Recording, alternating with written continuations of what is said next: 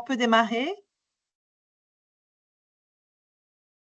Et on va mettre un petit message dans le chat pour prévenir ceux qui ne sont pas encore présents que le webinaire est enregistré et qu'ils pourront revoir le début. Merci à tous d'être présents. Donc, je vais laisser Sarah et Ager se présenter et on va démarrer le webinaire. Bonjour à tous. Merci d'être si nombreux aujourd'hui. Donc, je suis Ager Madi, je suis chef de projet recherche, innovation et évaluation au sein de Girondif et je suis de formation kinésithérapeute et enseignante d'activité physique adaptée et je suis docteur en sciences du mouvement. Bonjour, Sarah Kefi, je suis assistante de formation. Bonjour, Camille Mérez, je suis déléguée générale adjointe de Girondif. Partager la présentation. Voilà, normalement, c'est bon. Je la mets en mode diaporama et c'est bon.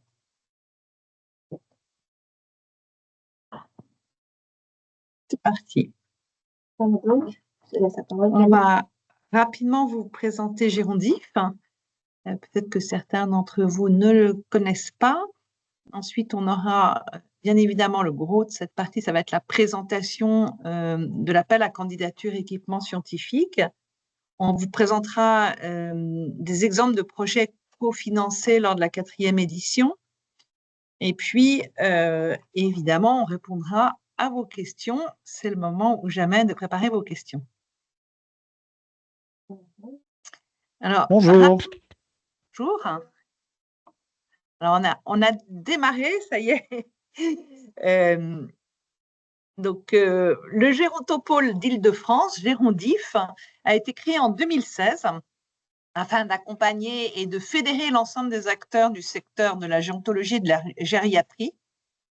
C'est une association reconnue d'intérêt général qui a été labellisée DIM, domaine d'intérêt majeur, par la région Île-de-France en 2017. Et c'est notamment cette labellisation qui a permis que Girondif puisse réaliser plusieurs appels à projets, appels à candidature, équipements scientifiques. C'est dans ce cadre qu'ont lieu ces appels à candidature.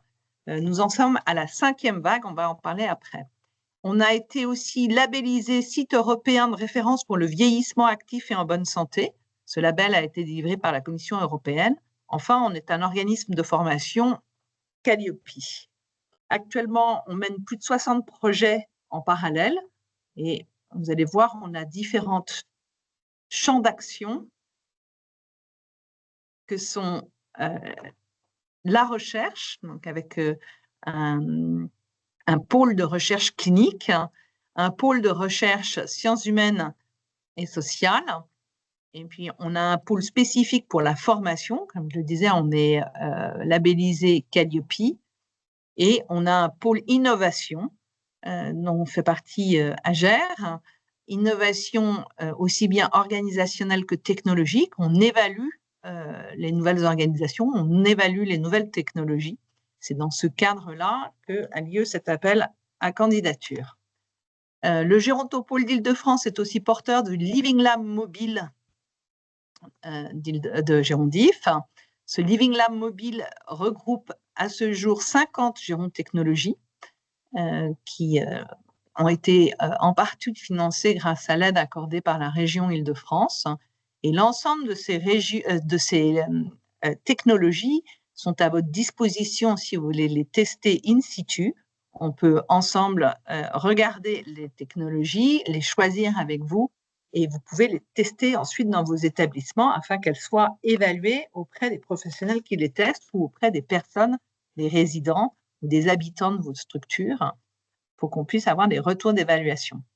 Ce Living Lab mobile a été, comme je le disais, en partie, enfin les technologies ont été en partie financées par la région Île-de-France et aujourd'hui, nous sommes aidés financièrement par plusieurs mutuelles et IRC qui nous permettent de continuer à financer ce Living Lab mobile. L'appel à candidature dont nous allons parler aujourd'hui est un dispositif qui a été mis en place par la région Île-de-France qui est piloté par Girondif C'est un dispositif qui permet de soutenir l'acquisition d'équipements scientifiques afin de développer des projets de recherche, d'évaluation ou d'expérimentation innovants dans l'ensemble du secteur de la gériatrie et de la gérontologie. Donc, les objectifs de cet appel à projet, c'est surtout développer la recherche clinique et biologique en gériatrie, donc aider à promouvoir la recherche en gériatrie, développer à valoriser vos travaux de recherche dans les établissements, que ce soit des établissements du médico-social ou des établissements du monde sanitaire, et aussi dans des structures à domicile, pourquoi pas.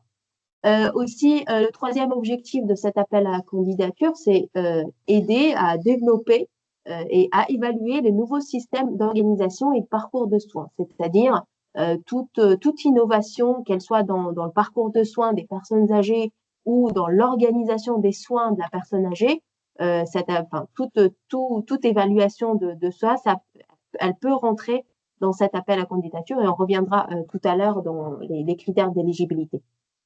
Aussi, un quatrième objectif, c'est de faciliter l'expérimentation et l'évaluation des solutions gérontologiques sur terrain, donc in situ. C'est vraiment aider à avoir des preuves scientifiques à la validité des solutions gérontologiques qui sont de plus en plus, qu'on rencontre de plus en plus dans le champ de la gériatrie. Aussi, et enfin, un dernier objectif, c'est d'améliorer surtout la qualité de vie des professionnels, mais aussi améliorer la qualité de vie des personnes âgées et comme je disais tout à l'heure, promouvoir toutes les expérimentations et tous les programmes de recherche dans le milieu gériatrique. Donc, à qui s'adresse cet appel à candidature? En effet, ça s'adresse à toute personne morale de droit privé ou public, sous réserve que l'établissement et le siège social que le siège social en fait de l'établissement soit en Île-de-France. Le projet de recherche peut être porté pour une expérimentation ou une évaluation d'un projet de recherche qui est déjà porté par le GERONDIF et auquel la structure est associée, ou ça peut être aussi un nouveau projet de recherche qui est porté par une structure et qui, elle, demande, dans ce cas, de faire financer les équipements scientifiques ou les équipements, en tout cas, qui vont servir, qui vont faire part de l'expérimentation. Pour revenir déjà qu'est-ce qu'un équipement scientifique? Quels sont pour vraiment comprendre quels sont les équipements qui sont éligibles à cet appel à candidature. En fait, si on revient à la définition d'un équipement scientifique, est considéré comme équipement scientifique tout matériel amortissable, y compris éventuellement les dépenses ou travaux d'aménagement de locaux qui seront nécessaires à l'installation de ces équipements scientifiques. En revanche, on ne peut pas prendre en charge des dépenses de consommables ou de personnel, donc c'est vraiment, on ne peut pas financer à travers cet appel à candidature toute la part humaine qui fera partie de l'évaluation, mais on financera juste les équipements qui vont servir à évaluer ou à avoir un objectif scientifique derrière, quel que soit l'objectif, tant qu'il soit lié, tant qu'il s'adresse à une population âgée ou pour des bénéficiaires âgés. Maintenant, quels projets seront éligibles? Alors, déjà, il faut que le projet réponde à des objectifs qu'on a cités précédemment, donc les 5 objectifs que j'ai cités sur la diapo 7, il faut que le projet de recherche, il y répond. Ensuite, quels sont les projets du coup qui ne sont pas éligibles?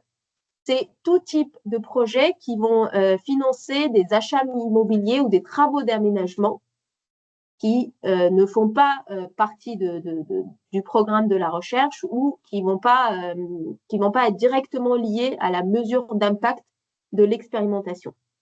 Aussi, ne seront pas inclus ou éligibles à cet appel à projet tout projet de digitalisation ou d'implémentation d'outils qui auront pour but de gestion RH, gestion de soins ou informatisation, installation et généralisation de Wi-Fi, logiciels métiers, etc.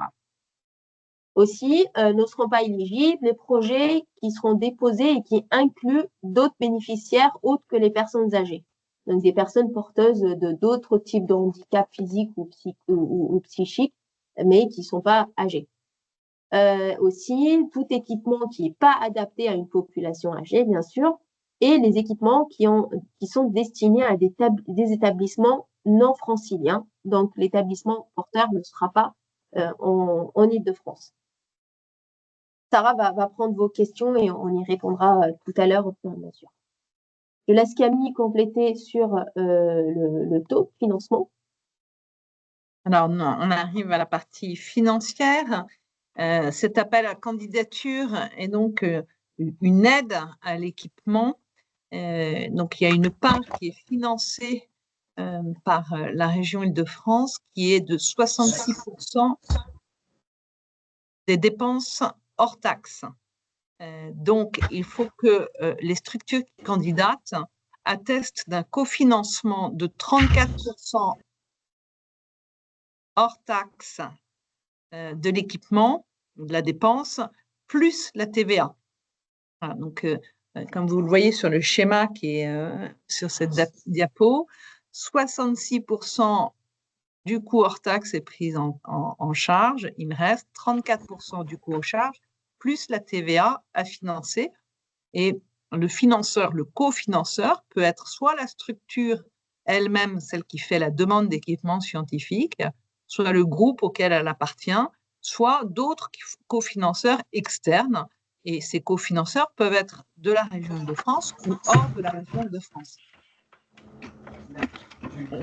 Excusez-moi, est-ce que les personnes qui ont leur micro ouvert peuvent les fermer, s'il vous plaît, à moins qu'ils aient une question à poser?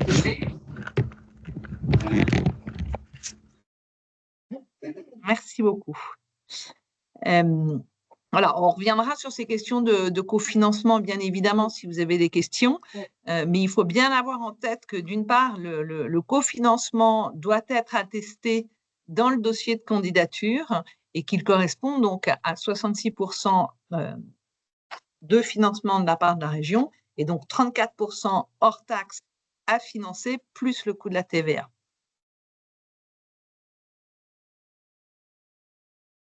Si on revient sur les précédentes éditions de cet appel à candidature, il y en a déjà eu 4. Le montant médian de cofinancement a été de 300 000 € par session et vous pouvez le voir là, un certain nombre de dossiers ont déjà été financés, entre une trentaine et 120 par session. Et généralement, il y a à peu près 15 à 35 dossiers qui sont retenus, qui sont lauréats par session. On va vous donner quelques exemples pour que vous puissiez voir tout ce qui peut être réalisé dans le cadre de cet appel à candidature. Justement, pour pouvoir peut-être vous projeter et vous donner des exemples concrets en fait de dossiers et de projets qui ont été retenus. Donc, on finance des établissements, que ce soit comme je disais tout à l'heure, des EHPAD, des associations, des universités, vraiment tout type d'établissement qui met en place une expérimentation et qui a besoin d'équipements scientifiques. Là, par exemple, pour l'Institut Mutualiste Montessori, leur projet de recherche portait sur l'effet du pédalage pendant une séance de dialyse pour des personnes âgées. Et donc, l'idée, c'était de financer un motomède et de voir l'efficacité, l'effet du pédalage sur la fonction musculaire, mais aussi l'état psychologique des personnes âgées. Autre exemple, donc un projet qui est porté par l'hôpital Bichat et l'objet de cette étude portait sur l'étude de la sarcopénie acquise au décours d'une fracture chez les personnes âgées, diabétiques ou non, évaluée par échographie musculaire. Donc l'hôpital demandait l'acquisition d'échographes pour comprendre les facteurs qui vont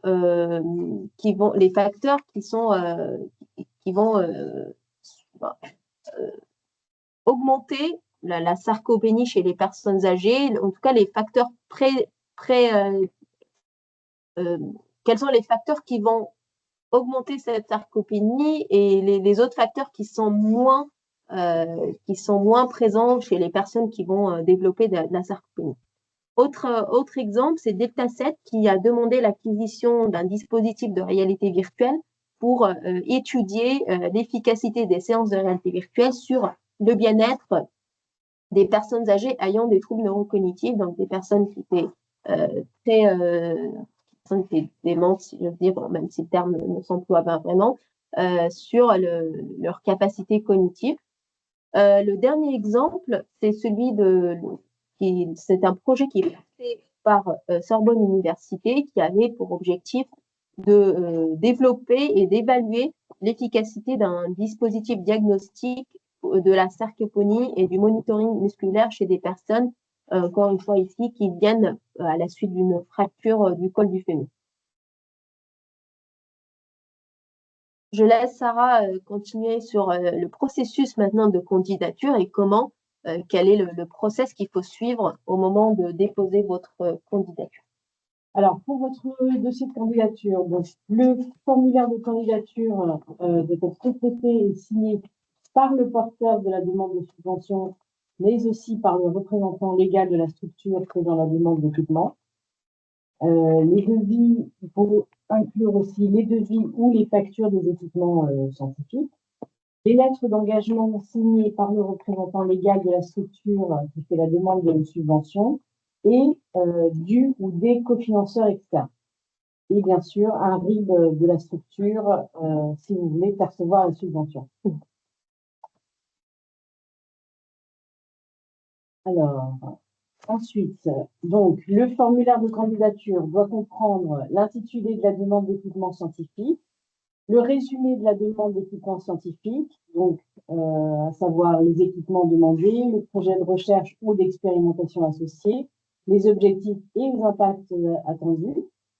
Il faut également que vous développiez la demande d'équipement scientifique et le protocole pour la recherche ou l'expérimentation. Alors, importance. Il faut expliquer l'importance de l'acquisition d'équipements pour votre structure. Donc, en plusieurs points, en quoi cette acquisition vous permet-elle de construire et ou poursuivre un projet de recherche ou d'expérimentation actuelle ou à venir? Quels sont les bénéfices attendus de cette acquisition pour les personnes âgées et ou les aidants et ou les professionnels? Quels sont les impacts attendus du projet de recherche ou d'expérimentation? Quatrièmement, les équipements scientifiques, excusez-moi, pourront-ils être mutualisés avec d'autres établissements ou acteurs en Île-de-France que vous avez identifiés au préalable? Et cinquièmement, comment envisagez-vous de faire connaître ces équipements scientifiques et son usage aux acteurs du territoire? Je complète que pour répondre à ces questions, il y a dans le dossier, c'est précisé le nombre de caractères qu'il faut respecter. Donc, c'est voilà. Et je te laisse. Voilà, donc la trame du dossier est disponible sur le lien girondique.org/singlepost-appel. Enfin, voilà, ça veut dire. Le dossier est à envoyer à équipement@girondique.org. Je vous demanderai s'il vous plaît de mettre bien en objet du mail établissement-équipement demandé-AAC équipement et de nommer les documents et de remplacer l'équipement demandé par ce que vous demandez. Donc, oui, c'est important de bien intituler les dossiers. Et comme je disais Sarah, la trame des documents sont disponibles sur le site, donc vous avez juste à compléter en respectant le nombre de caractères et voilà, donc tout est disponible et tout est bien expliqué sur la trame de dossier, mais on reste bien évidemment disponible pour vos questions. Pour les dates clés, Sarah. Alors, les dates clés, donc le lancement a été effectué le 18 septembre 2024. La date limite de réception des candidatures, c'est le 15 novembre à midi. L'évaluation des dossiers par les membres du jury se fera à la mi-janvier 2025 pour une communication des résultats en février 2025 et l'achat de l'équipement doit s'effectuer avant le 13 juin 2025. Et le bilan d'évaluation se fera un an après l'acquisition. Si je reviens sur ce bilan de l'évaluation, en fait, on vous demande de nous envoyer 1 an après l'acquisition du dispositif un bilan, voilà, un bref bilan de ce que vous avez effectué, les résultats de l'étude, où est-ce qu'on en est l'évaluation, est-ce que vous avez soumis l'étude pour des congrès, est-ce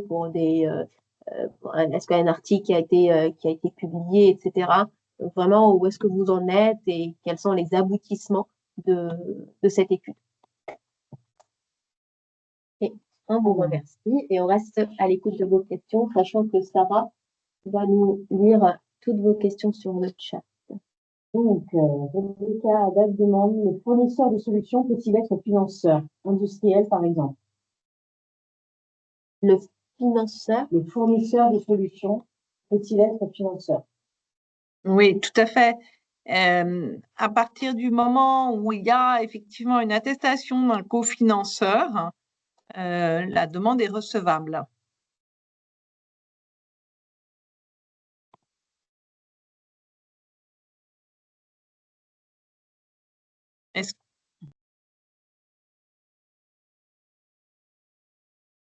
Est-ce que vous avez d'autres questions? Oui. Adeline Giganti, vous? Oui? Votre micro est éteint. Pardon. Donc, vous m'entendez? Oui. Donc, je disais Adeline Giganti de l'Institut Curie. J'avais une petite question justement à propos de ce cofinanceur. Si je comprends bien, pour déposer la demande, il faut que le cofinanceur soit déjà identifié. Ça ne peut pas être un appel à projet auquel on va répondre. Et sous réserve d'avoir ce cofinancement, on aurait l'AAP du Gérondif. En fait, vous le voyez, le délai est extrêmement court. Donc, les appels à projets, généralement, la période est assez longue. Donc, à moins que vous soyez certain d'avoir reçu la somme en janvier et que cela vous permette de faire l'acquisition de votre équipement, non, ça ne paraît pas, fonctionner, non. Ok, merci.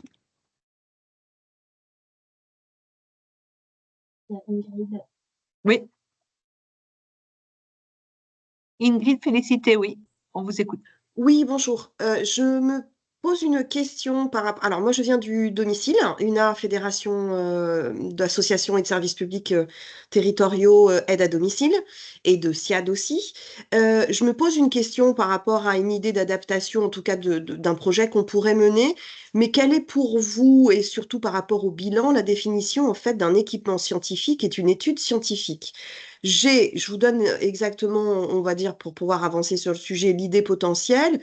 Pour moi, il serait de peut-être pouvoir mettre en place des tablettes dans les structures d'aide à domicile, dans le cadre de l'accompagnement des personnes sur des jeux, des activités, et pour répondre également aux 2 heures, par exemple, de lien social qu'elles auraient. Donc ça pourrait très bien aller avec effectivement, ou si c'est une mallette ou une tablette, mais comment nous derrière pouvoir qualifier l'apport? Donc quand vous dites que vous souhaitez en fait avoir un retour sur l'étude scientifique potentielle. Donc j'imagine le bien ou pas bien, non pas de comment ça s'est passé, mais plutôt du retour en fait. Donc c'est ça que j'ai du mal à qualifier.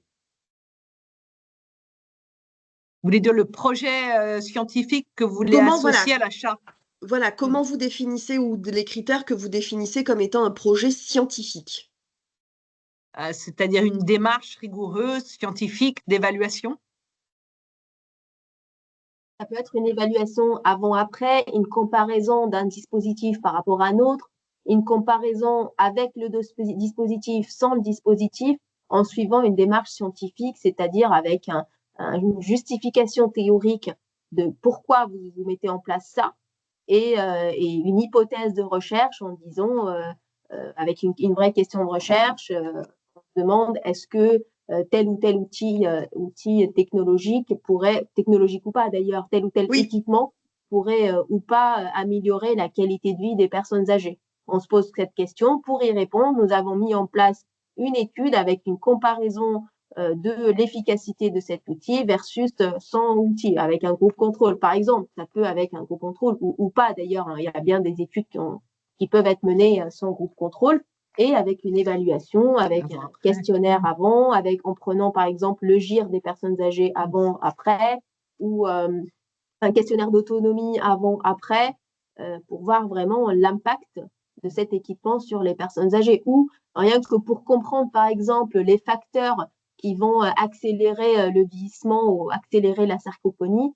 Ça peut être un équipement, comme je l'ai présenté tout à l'heure, qui mesure la force musculaire d'un muscle, etc., ou le taux de sarcopénie chez un individu. Ok, Je ne merci. sais pas si j'ai bien répondu à votre question. Non, c'est bon, vous avez complété, c'est bon. Merci beaucoup.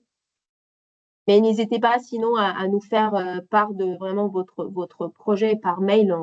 On peut peut-être apporter plus de réponses rapidement. Envoyer un petit, en quelques mots, quel est votre projet, et on peut le compléter par les éléments qui vous manquent. Ok, merci beaucoup. Merci. Y a-t-il d'autres questions?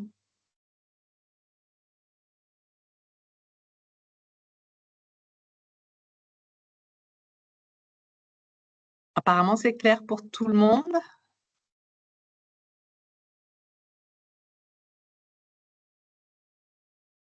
Bon, ben, très bien. Vous avez nos emails et nos coordonnées. Boîte certifiée CE. Oui. Oui.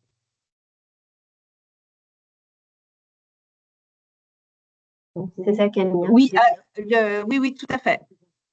Oui, oui, Claire. Oui, on va pouvoir vous envoyer le PowerPoint. Effectivement, on va le transformer, le mettre dans Site internet. On le mettra sur notre site internet. Avec les autres documents que vous avez déjà à disposition sur le site.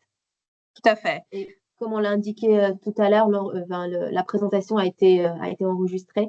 Donc, vous avez aussi le replay si jamais vous n'étiez pas depuis le début. Le replay sera sur notre chaîne YouTube et peut-être sur notre site internet aussi. Et on vous redira si les dates de jury sont modifiées afin de gagner un petit peu de temps. Il faut vraiment que vous ayez en tête que l'achat de l'équipement doit intervenir impérativement avant le 13 juin 2025. Sinon, l'apport est perdu. Voilà, il n'y aura pas de financement avant le 13 juin 2025. Après le 13 juin 2025.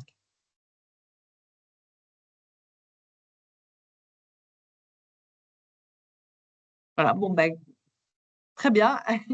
À très bientôt. Au revoir.